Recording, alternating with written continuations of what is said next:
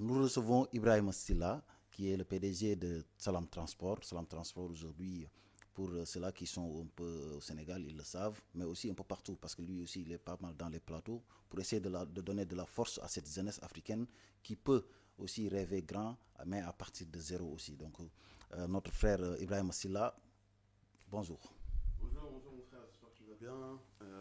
Franchement, merci beaucoup pour l'invitation. C'était un plaisir, un honneur d'être parmi vous ici aujourd'hui. Et j'espère qu'on a vraiment l'occasion de débattre, comme tu l'as dit, hein, sur l'Afrique, sur les opportunités. Et voilà, quoi, un grand message à la diaspora et à la population sénégalaise et africaine surtout. Voilà, donc c'est un plaisir, comme j'ai eu à le dire, de le recevoir.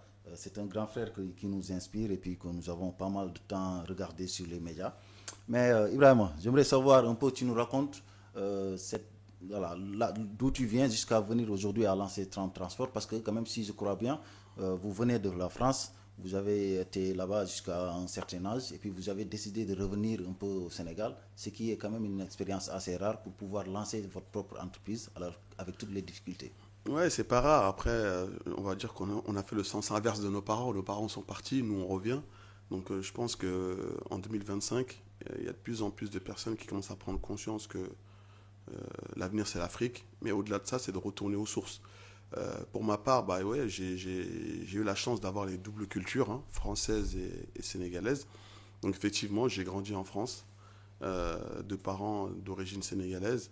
Je suis né là-bas, donc j'ai fait ma scolarité, une partie de mon enfance.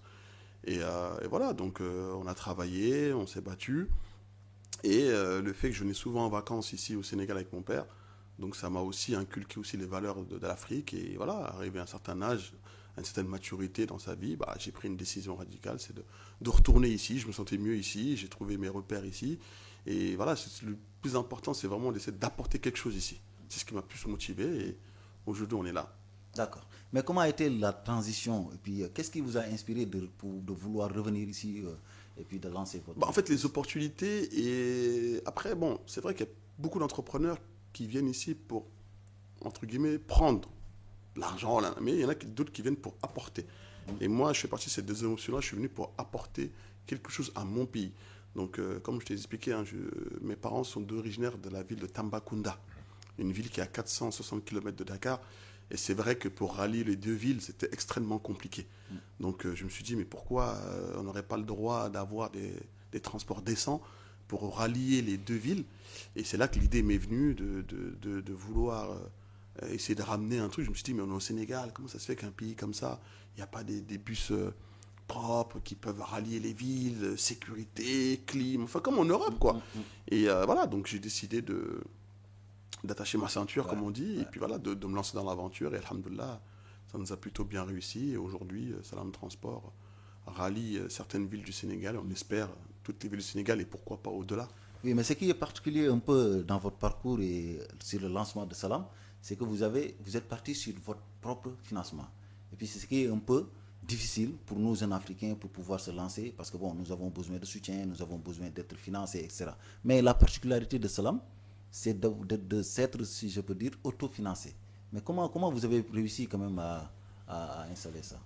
Non, mon frère, ça c'est un débat très très important. C'est un combat aussi que je mène. Et pour les gens qui me suivent, ils savent très bien que c'est un sujet sur lequel je le répète souvent, je le martèle.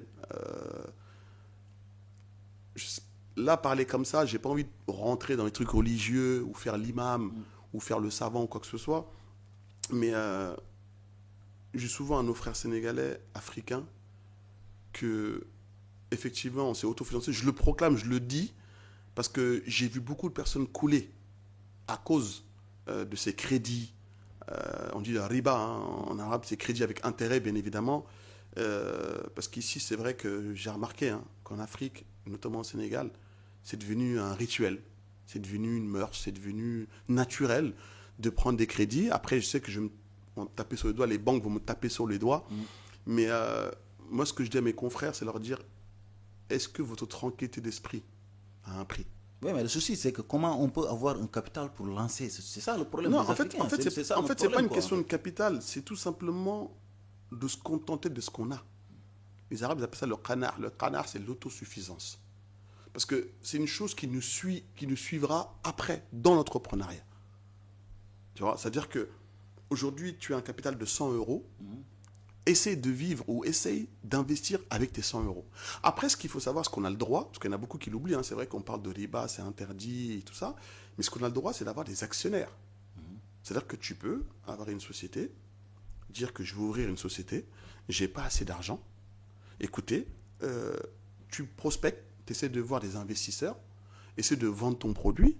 S'ils voient que c'est un intérêt dedans et qu'ils peuvent actionner dedans, ça, on a le droit. Mais ça, c'est un problème aussi parce que les gens, ils ne croient pas à ce genre de projet ou bien à un jeune qui vient se dire je vais me lancer dans tel truc. Et puis Salam Transport, mine de rien, je pense que c'est 100 000 euros.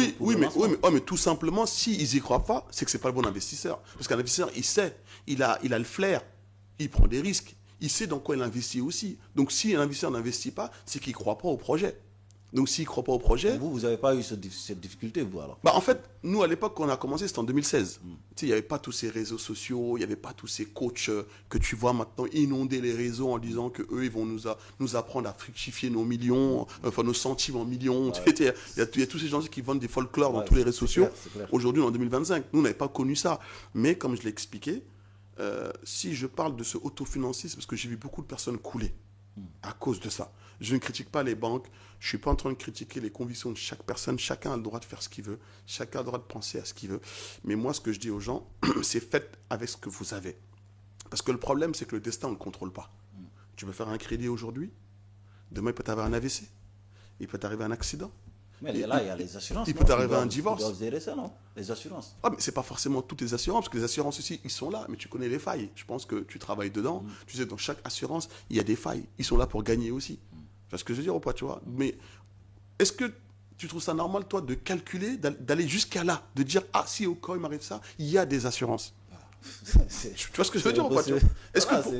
Oui, d'accord, mais en fait, c'est pas bon. C'est pas bon. Je le dis, je suis là devant toi aujourd'hui pour te dire que je dis pas qu'on a réussi, tu vois, mais toi-même tu l'as dit, on essaie d'être un modèle pour la diaspora, un modèle pour les gens qui veulent investir, dire que on peut investir sans forcément passer par les crédits. Ouais, mais comment par exemple, Salam Transport, lui, il a démarré à... Je pense que le premier bus, si je comprends bien, c'est vers les 100 000 euros. Comment on peut avoir ce capital? C'est pas aussi facile. Non, c'est facile. C'est juste de la volonté, de la détermination, du travail. Il y a des gens, ils ont commencé avec 10 euros, ils ont fini avec le million. Tout dépend comment tu fais, parce qu'il y a plusieurs facteurs. Il y a l'éducation financière. Parce que si toi, tu gagnes 100 euros, mais tu les bouffes tout de suite après, tu n'as pas d'éducation financière. Moi, ce truc, c'est le travail. Tu dis 100 000 euros tout de suite, oui, mais je suis avec un associé. J'ai travaillé pendant une dizaine d'années. J'ai mis 50 000 euros de côté. J'ai pas eu de vacances. Je connais pas les boîtes de nuit. Je connais pas les chichas. Donc, en fait, c'est une question de sacrifice, en fait. Tu vois ce que je veux dire ou pas, tu vois? C'est comme quelqu'un qui a étudié pendant 10 ans, 20 ans.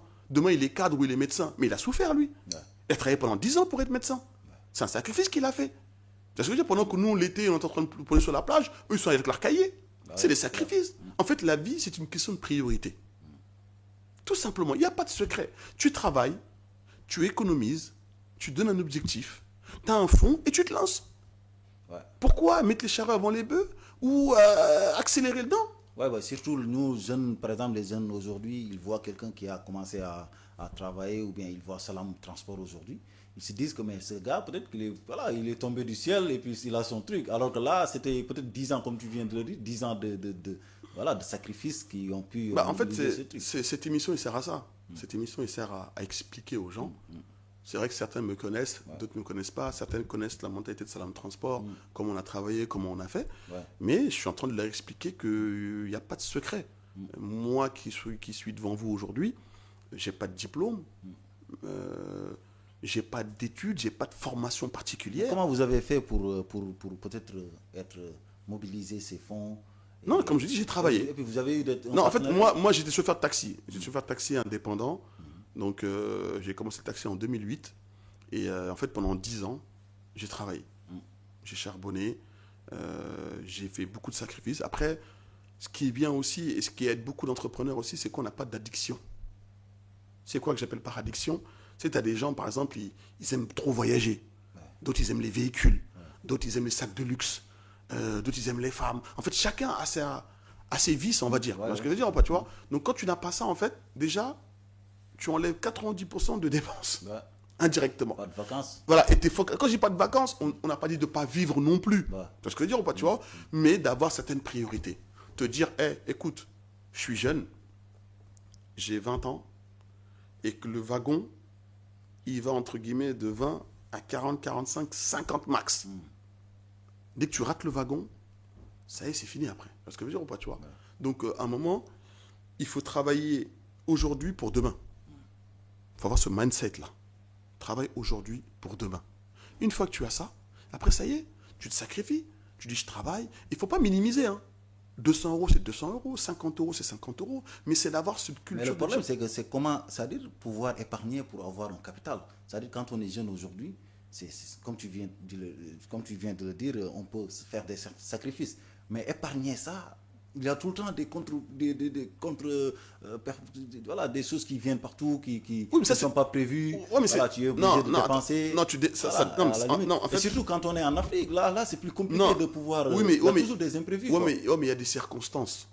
Il y a des circonstances. Par exemple, tu me dis jeune. Jeune quoi? Tu sais, quand tu es chez tes parents, c'est pas pareil que quand tu es marié et des enfants.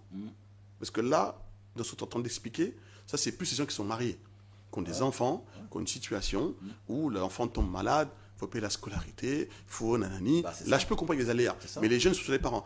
Mais pour en arriver à ce que tu dis là aujourd'hui, je vais peut-être me faire des ennemis, mais je dis ce que moi je pense et ce que moi j'ai observé.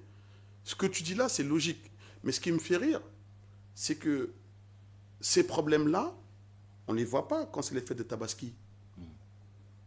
On ne les voit pas quand c'est pour aller voir des marabouts et payer des moutons à 150 000 ou des taureaux à 500 000. Ils n'ont pas de problème d'argent à ce moment-là. Tu vois ce que je veux dire ou pas, tu vois? Ou bien voyager, ou bien les gamous, les magas. Bref, on sait, j'ai l'impression qu'au Sénégal, on sait où mettre son argent quand il faut mettre son argent.